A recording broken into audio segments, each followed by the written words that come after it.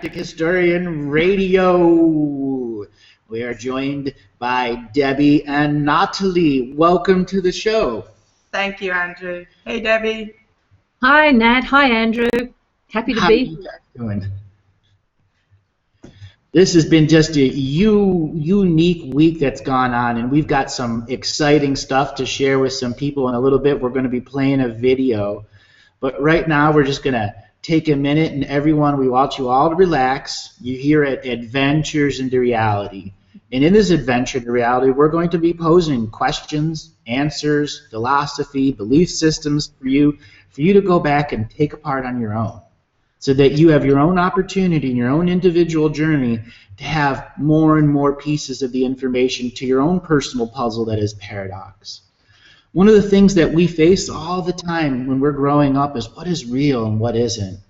And so I got a question to pose to both Debbie and Natalie here. You know, in the most basics of growing up, as women growing up, you have a very different perspective of the world.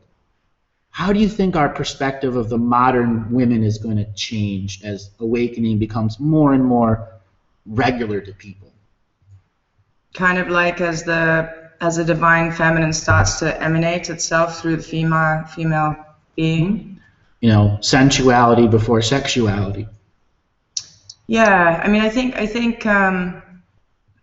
when I was looking into the streams of this coming year, there was a lot of softening happening, and there was a lot of realizations, and there was a lot of change in how women handled situations, became more grounded and were more akin to create an equation of peace in the divine feminine way, where there was not so much conflict. It's almost like they became more assertive, but in a way that emanated from within, so it became easier then for it to become without. It's like glimpses of understandings which will help them handle the situations a little bit differently, with more freedom, with more self-trust, dignity, with more dignity, self-respect, but in a way that's not vicious, like a dog that's been in a corner and that's always having to attack just to defend its space. More, and I know a lot of people are always pushed into these corners or chastised or all these things that happen.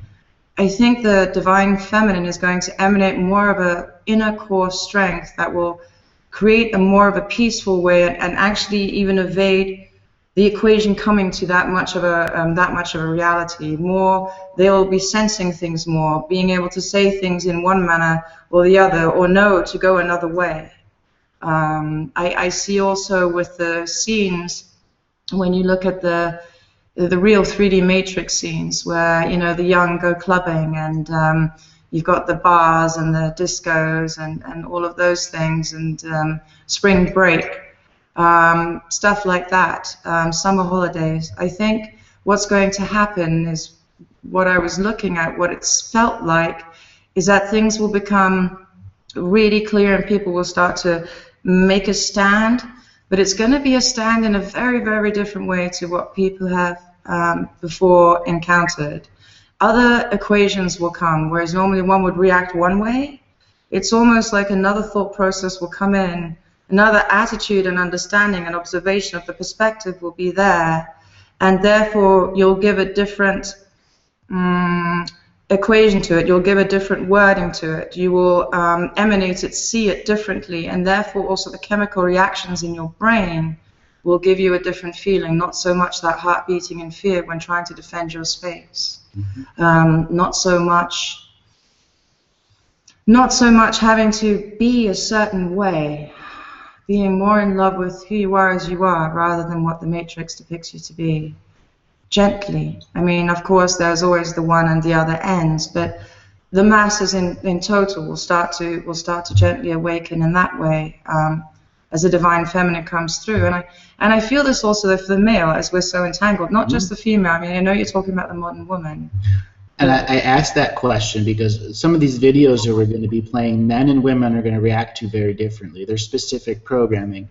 But Debbie, I'd like to have your opinions on how the women in Going Awakening have their own perspective.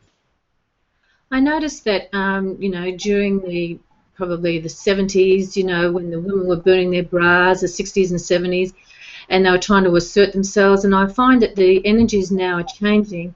With the divine feminine coming through, it seems to me that there's going to be more balance and a more harmony within the woman, and there's more self-love, so a more nurturing nature. They don't have to dominate. Find that you go from one swing to the other. When a woman seems to, I know that when I was coming out of my inertia, basically, when I felt lack of confidence as a woman, and I wanted to start stepping into my power, you go to the other extreme where you become, too dominant. And so I find that the divine feminine energies that are now coming through more balanced, we're going to be more balanced within ourselves, a lot gentler, but still assertive as the goddess, divine goddess comes through.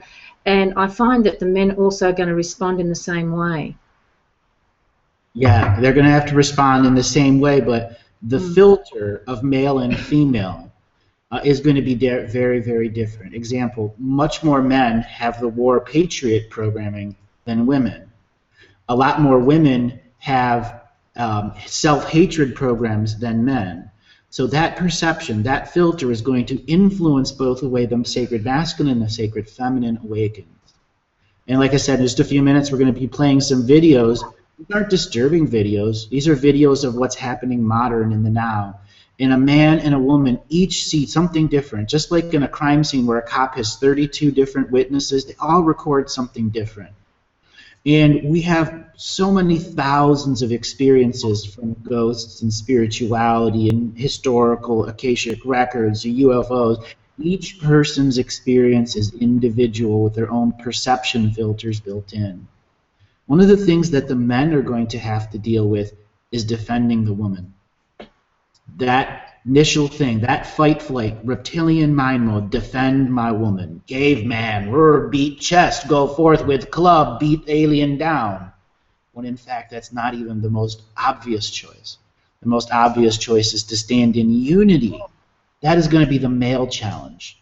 Or they'll stand in hierarchical unity with individual personalities who believe one thing in one way that the zealots explain. The women, they have their own social and cultural institutes that link and bond them to the various groups of men who have gone through zealot areas. Many, many women are going to become the healers right away. Why? Because they've given birth through their womb. Many more women are going to be called up on to be healers. And the men, they're going to want to know what to do. What they're going to do is they're going to go out into the world. And they're going to learn energy cleanliness and spiritual hygiene so that packs of sacred feminine women can go from space to space to space and begin to do ritual and ceremony with technology and without technology to energetically clear spaces, to prepare the reality for new imprintation.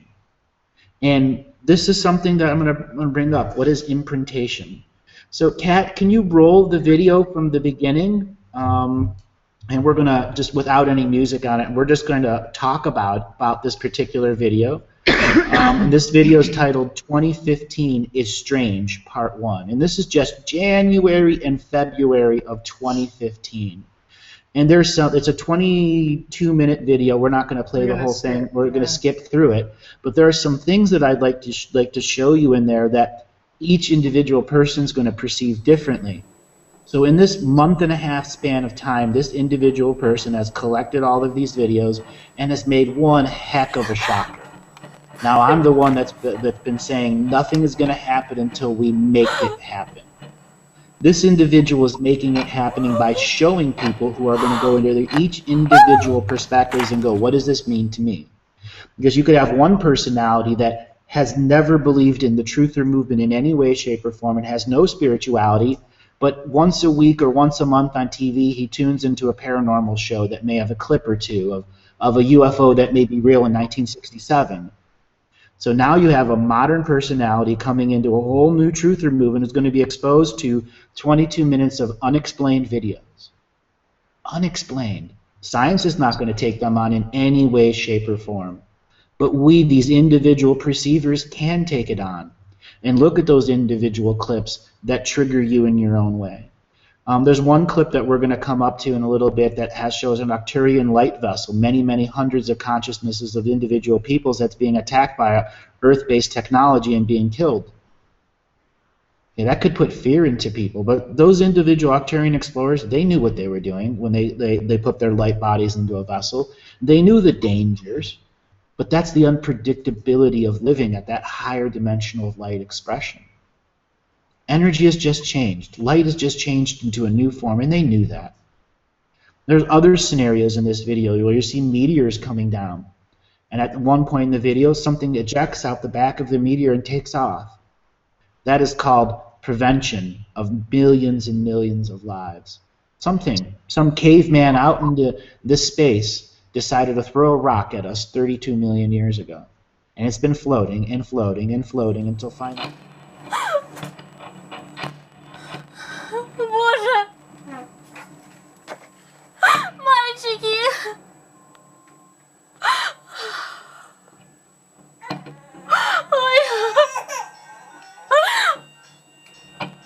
Through the week, the fighting in eastern Ukraine has increasingly looked like from killing millions. But we have another thing. It wouldn't have killed millions on this timeline. It would have just been other reflections of ourselves. When you hear me say 4 simultaneous running paradoxes and we exist on a 5th, that isn't a paradox.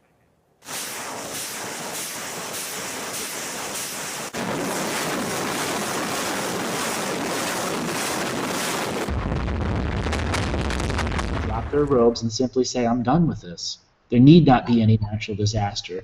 And that has happened hundreds of times through our existence. But we're now at a point where we can radically change what's going on through our perceptions. These perceptions that are coming for us on some of these videos, I'd really like for you, at the end of the show, to take a good, hard look at this video. And for those that are in the League of Consciousness Explorers, I'd like you to start a thread specifically on this video. I have said many, many times that our dream world is going to manifest in different ways.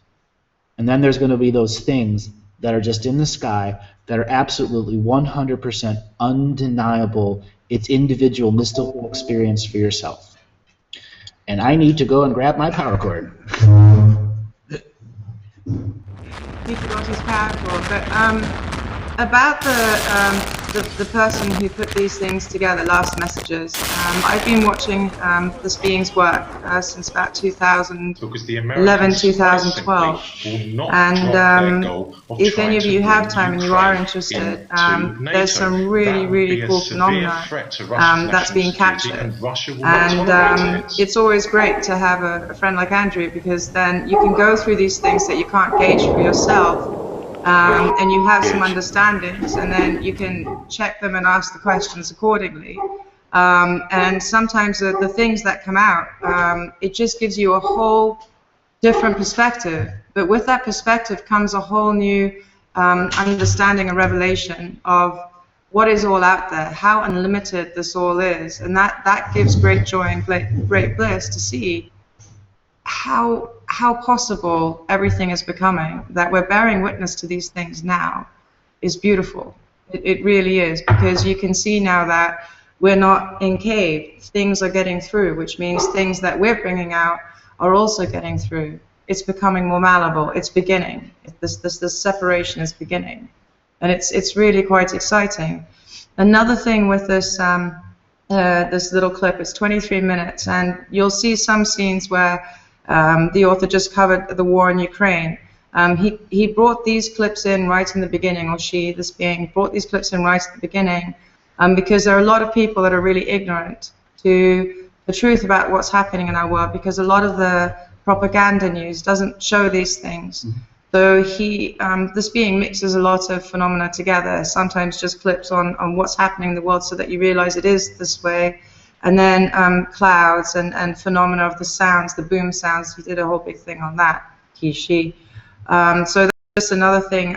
If we'll just fast forward on those sections to the sections that Andrew's talking about. We're not really going to watch the whole 23 minutes. Just I think it's playing in their screen, and we just can't see it on this one.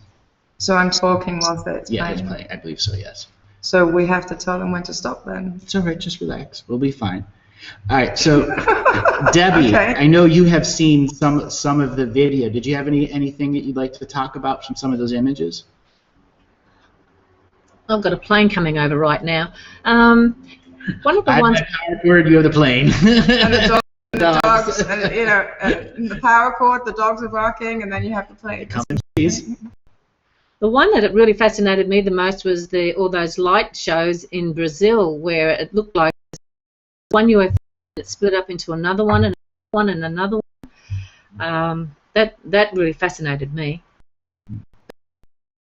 Video is called 10-2 blocker. That's for the reality to have or other types of chess pieces that come in, so a portal can be created and not counted within an instantaneous moment.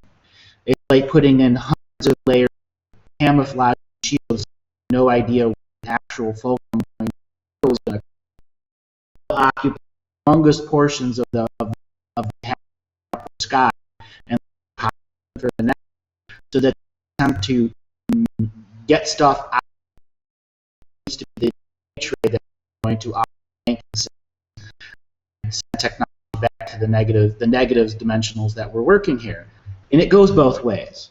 You know, if you have a species that's within 3 years of total extinction and they just a human type of blood and a standard DNA that can provide, you know, the blueprint of, and there's millions of us on, they're going to come here. They become zealous and they're going to get the DNA to get back and heal their species. But one of the things that's going on is there's so much that's needed when it comes to our DNA that they could put more DNA off faster by the quarantine field, and thus technologies to counter the quarantine exists.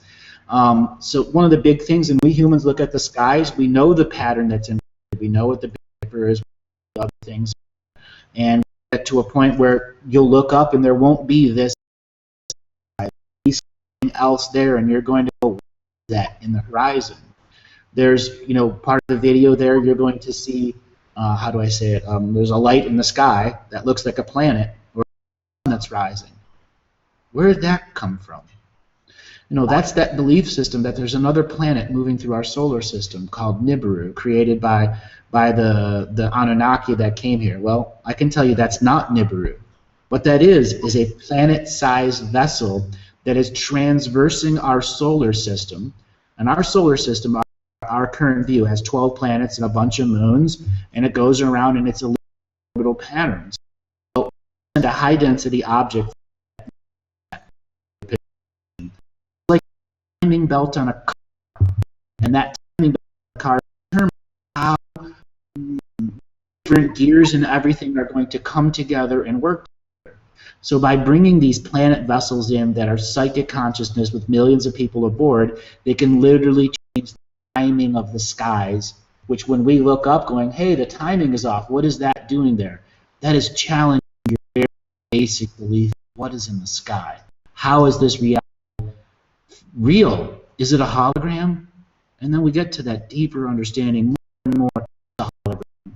And in the sky are other people's holograms trying to go, hey, your hologram is shut off from the rest of the universe. We don't want to forcefully awaken you from your hologram. We want you to naturally look up at the sky and come to your own journey and understanding to it.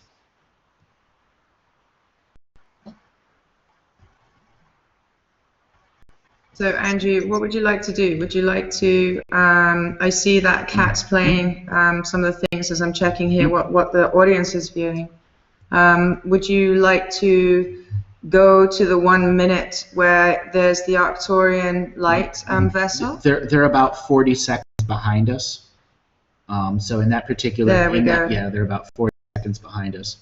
I think it's at 12 minutes. This particular right shows a big light in the sky over a city with other ones that are coming out of it.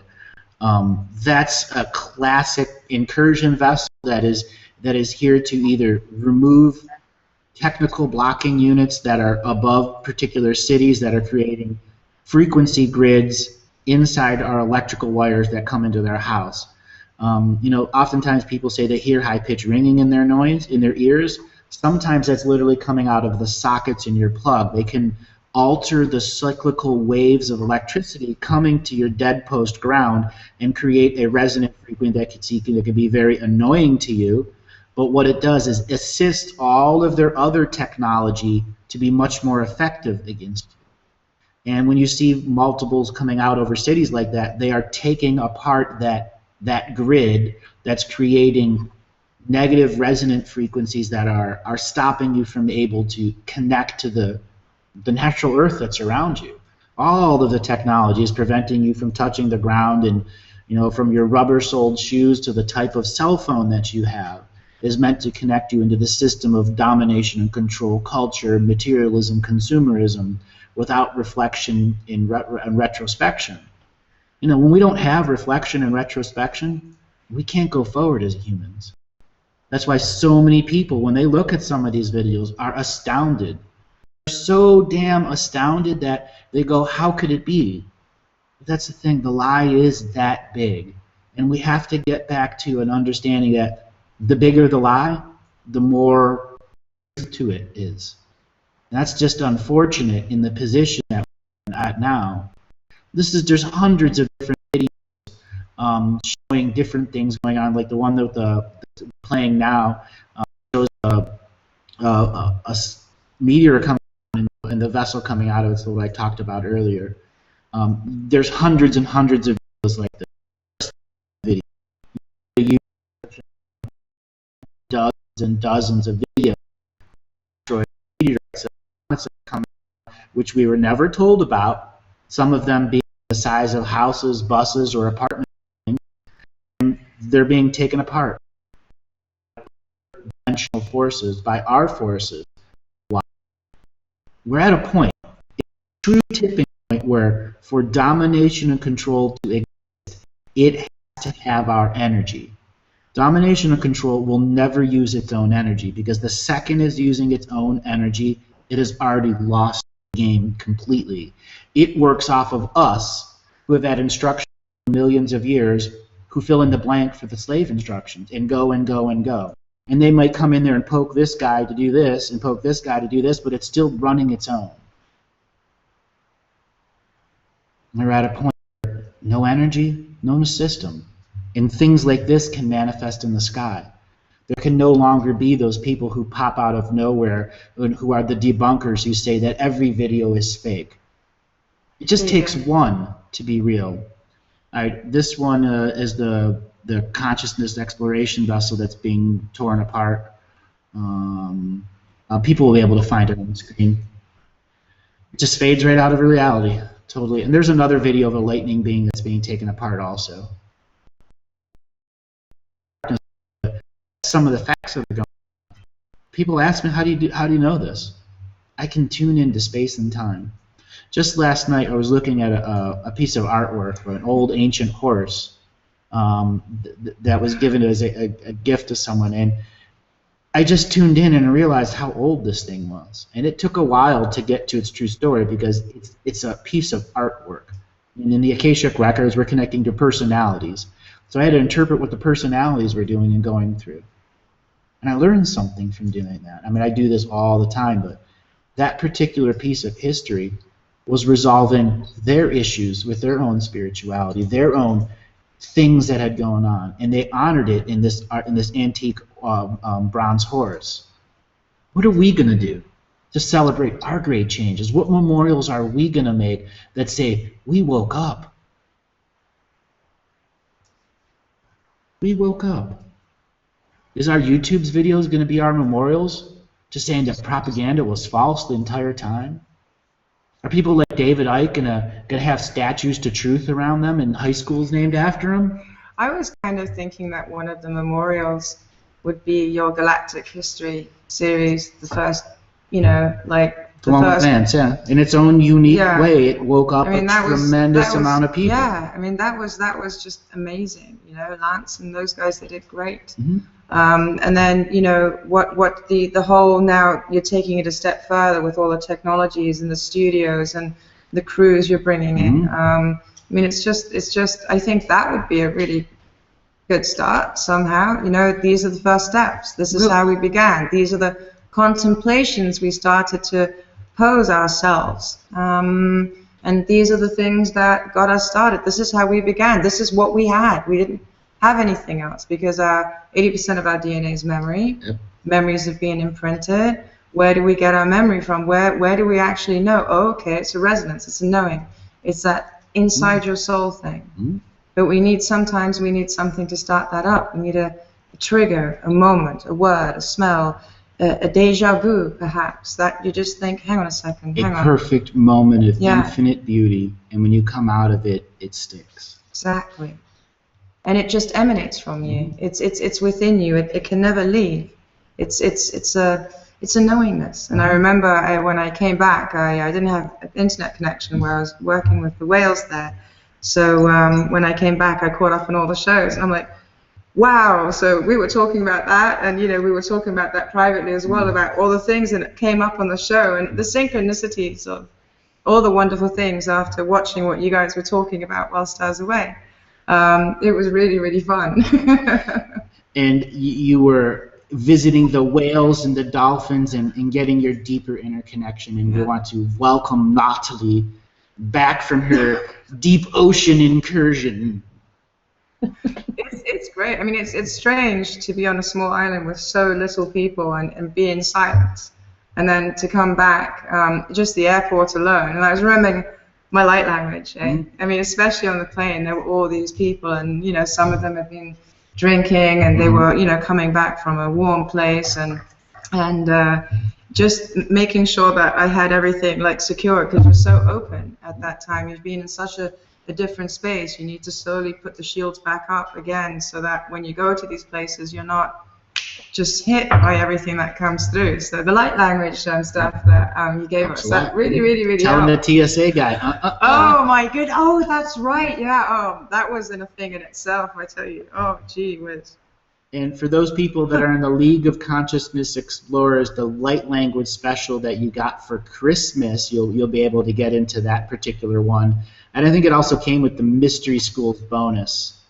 We want to let everyone know our site is going through an upgrade, so just please be patient as we are redesigning the site and bringing a whole bunch of advanced features that are coming along with the studio. And we are going to be showing you a whole new format. That's one of the reasons we wanted to set up with these videos here. And we need you to challenge reality. We need you to challenge reality. I challenge reality every day. I now put this out there for all those other reality programmers out there. Can I take a picture of a sky once a day? Or maybe you can take a selfie of your own pictures 25 days in a row and look at yourself multidimensionally. Let's create the proof that we need. That's what that video to me shows. The proof is out there. You just need to put it in your own perspective, point by point by point, so even the most basic skeptic who only watches one paranormal TV show a year or a month goes, wow, the lie was that big. What about the amazing weather changes in Saudi Arabia? Like, I don't know if they've ever had snow before, but I was just wondering what would cause that. Weather warfare. Oh. That's 100% weather warfare. You're having snow in Greece and all over. In the ancient times, when you had armies that would cross through Europe, as soon as the snow came, the season of war ended. For a strong reason. It could come and come and come and not stop until spring. And you could have 150 inches of snow piled up before it started to melt. Like when Washington crossed the Potomac in the Revolutionary War here in the United States, it was frozen.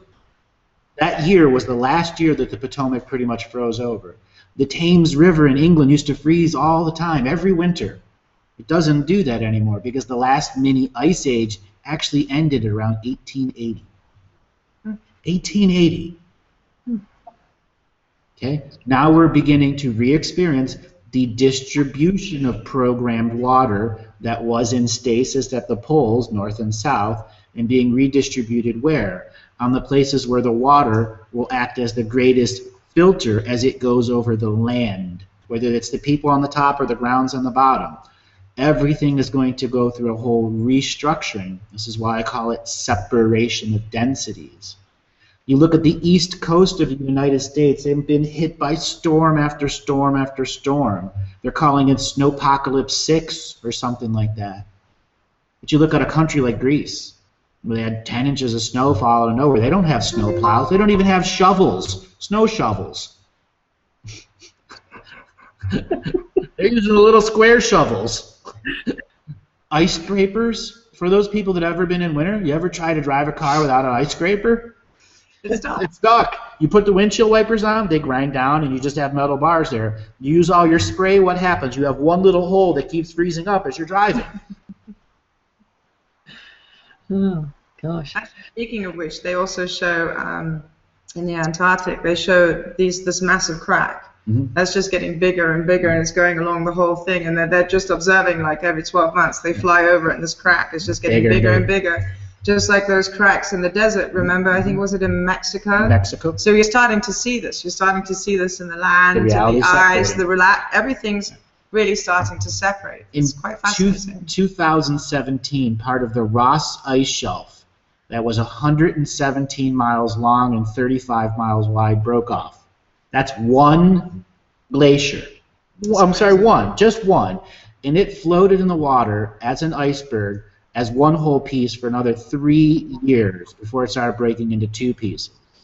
And now there are people that are trying to put big tugboats on it and draw it up on ocean and make fresh water out of it. Yes, I know. That's something that they've been talking about. They're just getting the pieces and the chips and then bringing them and then figuring out how much would melt away. So yeah, but coming back to the ice, you know, when you look at those Google pictures and everything, and you look at the different poles, there's some pictures where you can see like a massive UFO. Can you tell what is thing? Okay, then you've got UFO, then you've got the excursion, you've got It has no one that regularly lives in it. He falls in. That's the metaphor here. Only live at McMurdo Station and in a given time, place, which is still the same all McMurdo Station. At most, 200 registered people play on that whole. And 90 miles away, and if something happens, no one there to observe it. Reality recorded. You have filters going on. So at the North Pole and the South Pole, you have the highest amount of magnetism, the highest amount of the spiritual energy, and the veils are the thinnest and lowest there. And it's very easy to create portals spiritually or technologically wise. You have the easy access to the inner Earth. The inner Earth isn't a giant hole with ships flying. It's space in between atoms. An infinite amount of space in between all the atoms of inner Earth. And people have learned how to look because beings have different layers of calculation to denser parts of atoms that are separate near the core of the spirit. So you have what's called the Agarthan network that works in the North Pole and the South Pole. And they have these, we'll call, stations that are under the ice that are like climatization of density. So let's say you're a fourth density being that wants to go to a sixth dimensional Agarthan hollow world that has dinosaurs and all that other stuff. You must go through that climatization process so your soul and the technology that it's working with can literally exist in that other reality, whether it's through direct invitation or you have DNA memories that say you're allowed to be there sharing that experience. Yeah, because it's always activated through the actual organic matter or the photonic light signature frequency that holds that memory. And that's interesting. It's almost like, you know, when you have to, when you go through those decompression chambers, you know, when you have, it's just absolutely the same concept here. Spiritual decompression chamber. Yeah, it's the same, it's absolutely the same. Chamber. Yeah, it's the same concept, but it's just on a more multidimensional aspect, because that is a far more multidimensional world where you're starting to enter. So to calibrate everything so that you just don't, you know, kind of collapse and everything, of course, that would be a given, I guess. So that's what that thingy is then. That's what that thing is. And there are other things that exist in the Arctic, which are defense systems. So if people have ever watched Stargate Atlantis, they talked about how the ancient polar systems that stopped orbital bombardment. So I want to that term of what orbital bombardment is. You have a vessel that's off the planet, the sphere of the hologram, and it's injecting things like a caveman throwing rocks and trying to see what it does to the reality. Well, the reality is most affected at the North and the South Pole, and therefore that is where the majority of the defensive or shielding systems exist. When they're put under 2 miles of ice, it makes them very hard to blow up. Right. And that was the technology of fortification of the reality. Yeah, because if you actually look from the science of the molecular structures, a lot of things have been put in ice. Correct. Because you can hold it in that kind of a crystal. It's programmed water. It's programmed water, so you can do so many things. Like also when you, for example, when you see the Matrix, where you see all those people and they're getting programmed and their muscles are getting used to the actual real world, instead of what's going on in these people's heads alone. That's a similar concept you were talking about the other time, where there's a gel that actually is able to... Biomnemonic gel. Biomnemonic gel. That's the same concepts there. It's a gel that you can give thoughts and experiences to, and you can apply it to the body, and we absorb it, like osmosis. Yeah. Or you can sit in this gel and communicate to tens of thousands of other people, and the gel is the medium to transfer memories that don't overload you. It's the training wheels to becoming telepathic. Yeah, I can't wait until all of these things start to become available to everybody, and that we learn how to create these kinds of things ourselves, that we're able to have access to that information, which is in its form actually so simple. It's just difficult because we've been schooled in such a different way to what actually everything is. It's like we have to unlearn everything and then come from a really clean and basic perspective. Exactly. And that's what I like about being in nature, because really a lot of the things with the spirit and the soul, nature will always give you the answers, and with her it's always truth. On the internet, you can feel things, see things, but there's so many people that are really good at neurolinguistic programming, subliminal kind of intonations of what would then work for you, and then you'll just bridge the rest of it, and then it fits into whatever works for you and your belief system, how you've been trained. So to get rid of all of that and have total discernment and be in that space of neutrality and just be able to observe everything from all perspectives to get them the truth of it all. Correct. Rather than the one perspective that is forcing an understanding on you, which isn't perhaps what is your soul's truth, So one more thing that we're going to look at is how the reality is going to change. When you asked about the North Pole and the South Pole, there's land under that ice. And there are people that are living on that land because these ice things have been created as massive domes. And these underground living areas are where some of the negative species exist to create the most detrimental technology that domination and control has. It's where CERN was developed long before it became physical on an actual ley line. It's where the majority of the DNA trade went off-world and on-world. It's where the greatest battles went because there were no cameras there, no observers there. Now they cannot get their technology and their DNA off from the North Pole and the South Pole, and they're going to use our energy. So we see in these videos vessels and things coming out of nowhere because the off-worlders and the on-worlders are all trying to create their final debt exchange for DNA before we wake up and everything returns to zero balance, and all those that have been abusing the DNA over here get exposed in the galactic community for what they are, violating the terms of sovereignty when it comes to using DNA as memories to alter another species. It's that Star Trek divine code that they can't break. When you fall into zealotism, you don't get to be a part of the advanced spiritual commerce that's going on.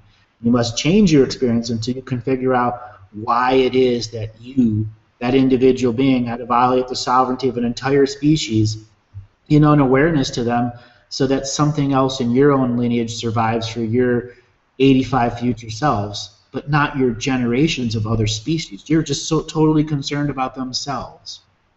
So those service to self entities that have been abusing the DNA trade, they're going to get exposed. But at the same time, we are going to have to go through forgiveness for everything that we've done. Absolutely everything. Because if we don't, these videos that we're looking at are going to come and come and come, and nothing's going to happen. And I've been saying that and saying that and saying that. Nothing's going to happen. Why? Because until we bring it to potential of change, this is just another YouTube video with 8,000 hits that shows the endless proof that everyone should just accept, but because it's not on central news, on central propaganda, it cannot be allowed to be real. What I found interesting also, and parts of that video where you had the cars driving and then the lights going out on the street, like literally a second and a half, And then that big blue light that then shoots up. Teleporting underground technology. Literally just to go into an underground base, remove large, dangerous technology. And that big flash that goes right up in the sky, that's what that was. You see similar videos in Cairo and all around Jerusalem, same vessels over a building, and all of a sudden a bright flash, and it goes straight up into the air, and it's gone. And that's removing the ancient walls. Andrew, I was just going to ask, on that video also, it was showing in the Australian waters thousands and thousands of dead jellyfish and dead whales. What's happening with water and the frequency that's happening under there? Whales wash up on the shore frequently, and when whales wash up on the shore, it's because their homing beacon, which is one part of the other land, much like salmon knowing where they're going to go to spawn, they have a homing beacon that in and around an area. That place is confused, and they're heading to the wrong waters where there isn't the right amount of food. They're constantly going against the current instead of with the current, until finally they lose their endurance, and the whales will function in a pod, and when the head whale goes to one way, they all follow, because they're all psychically linked for an experience, thinking that's where I'll get my energy, I'll be completely recharged. That's the whales. The jellyfish, that's a change in core temperature of salinity and water, the core temperature of the water and the salinity. And when you have big die-offs of jellyfish, that means they've been feeding on something deep under the water, and there's no longer any food there. And the jellyfish had to feed on themselves for a while until they created something similar to a red tide at the deep underwater level that kills them off at a massive level. And then as that death toxin keeps spreading and spreading and spreading, you have massive die-offs because there's nothing for them to feed on. That's the breakdown of the environment. In that particular one, that's Navy experiments using ultrasonic detection sonar equipment that can track vessels moving underwater that are moving faster than the speed of sound. And to do that, you need high-frequency things. And if you don't attune that technology, you will just, the sonar waves kill everything. And we've seen that all throughout the 80s and 90s of big things being killed off. They open the whales up and their brains are liquefied. And that's not ELF frequency, extremely low. This is extremely high frequency through a broadcast system that's omnidirectional. So it's dangerous. I know there's a lot of people who've been trying to stop the Navy from using that sonar because it's causing so much destruction in the oceans. Yeah, not only causing destruction, it affects us human beings too. Like the people that live near the coasts hear that high frequency, and it horribly distorts them too. Horribly distorts them. All right. When you have sound in water, there's always a flash of light. And when you have a flash of light, you can alter DNA. And when you're altering DNA at a broad spectrum, 40-mile radius from one battleship, you are changing the very nature of the species there, which can cause massive breakdowns in the microorganism environments. And they know where the womb chakras are. They know where the great life exists. And they're doing whatever they can do to fish out those areas to make sure there is no life force there, because they're trying to redesign the way the planet creates nexus points so fish can come together, herds of animals can come together, the fish that come into the fresh water and come out to the salt water, the migration patterns that you constantly hear me talk about.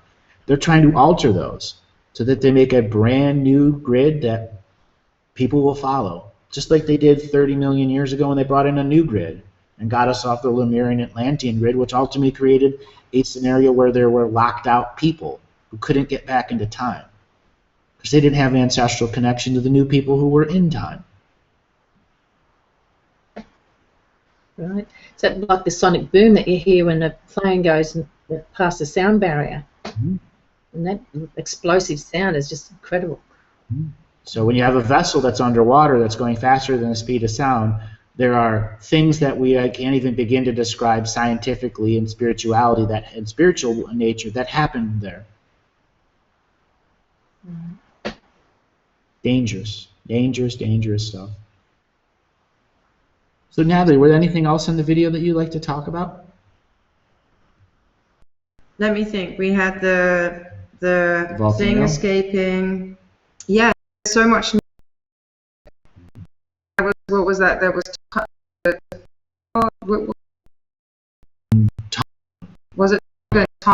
Is that just the plates moving, or is this also something that's being purposely created? Like, are they trying to shift the plates so that there's changes in land masses? Maybe they've got underground bases. Are they trying to shift technology? Remember that one video? It was the same thing. You have tens of thousands of UFO sightings every year in the sky, but you have millions of UFO sightings under the water that are never reported. Mm-hmm. The vast majority of everything that's going on is going under the water. When you see new land and volcanoes that are going off like that, what they're trying to do is create a way to directly connect to the magma portion of our planet, which is a different form of spiritual consciousness, and bleed it off into that surface area so that they can drain the energy out of it and thus create technology that makes new mountains that could alter the upper atmosphere. We're going to remember a lot of magma is extremely magnetic in its own way, and as it cools, it lines to magnetic north. And if you have technology that alters magnetic north as it's cooling, you can make great habit pattern changes in the local environment. North will no longer be north to those whales that are going there because a new mountain was created in a fake way. Again, that's integrating technology into the reality. There are other mountains that are volcanoes that are underwater, and that purpose is to lock the shelf in one area. It's like you have a plate in it until it breaks off a little knob that's holding it in place. And that's to prevent disasters in certain realities, because we're creating them in our own way by living on the ocean, by not providing adequate ways to live, not honoring our environment. So, and then you have like the big volcanoes that are on land. That's a little different. Volcanoes on land, there's the natural process of Earth, but the surface UFOs, dimensional drives, they use technology, because it's direct Earth conscious access to this raw elemental energy, that they have the technology that they can capture and change into a medium that they use. Right. So does that have anything to do then, when they're creating these new terrains? There's been all these massive booms, these strange sounds, and then you have sinkholes appearing. Are these things all connected? Is that kind of like made by the Matrix, or is that Earth Mother adjusting herself? It's all of that. It's the Matrix trying to adjust to the Earth changes, and the Earth trying to adjust to the Matrix changes, and then all the individual sovereign beings who are to make their own changes that have nothing to do with Earth or the system. Right. So it's like a lot of the big sinkholes that are going on, that is the underground Earth that has records and knowingness of the ancient underground civilizations. That's the Earth trying to make it literally synchronistically appear under a guy's garage that falls in with his 1960s Porsche, and he goes down there to recover his Porsche, and he finds Egyptian artifacts in Alabama. Okay? That is why many of those sinkholes exist. On the other hand, some of these sinkholes are technology that were created by negative dimensionals that the technology is breaking down. Or the way to go from Washington, D.C. Los Angeles instantly in these under tunnels. So kind of like, you know, was it Hogwarts, Harry Potter, where they go train, through the fireplace? Yep. Same. Same. There are some questions that have come up on the chat if you're interested, Sure. Andrew. Yes, definitely. Questions from the chat. Mm-hmm. The first question I see here is, do we have a DNA wake-up call for our awakening? Yes, you had that in August of 2013. Actually, everyone did. That's actually when the event started, August 2013. Right. And it doesn't end until we've awakened. I mean, you know, when you're waking up in the morning, how long does it really take for you to wake up? You know, do we have a date? Do we have to be at work after the awakening? No, because there's no slave work for us to do. The awakening is that unlimited thing where I don't have to work. My needs are met. I do have a roof over my head. I do have clean water. I do have food. I do have transportation. I do have protection. Now I must do for myself, which makes me happy. That's the real awakening. I must do what makes me happy because my needs are met, my desires are met, my need for love is completed. There is protection in this truth that we now have, that we can all share as a common moral truth. Right. There's another good question here. Does the Agartha network exist in multi-dimensions as well as the Earth? Yes. It exists on all paradox timelines. That's how you can get ancestral connection on the surface of the planet while another species is in extinction. Because it's a paradox, 4 separate ones, the Agartha network is linked to all of them.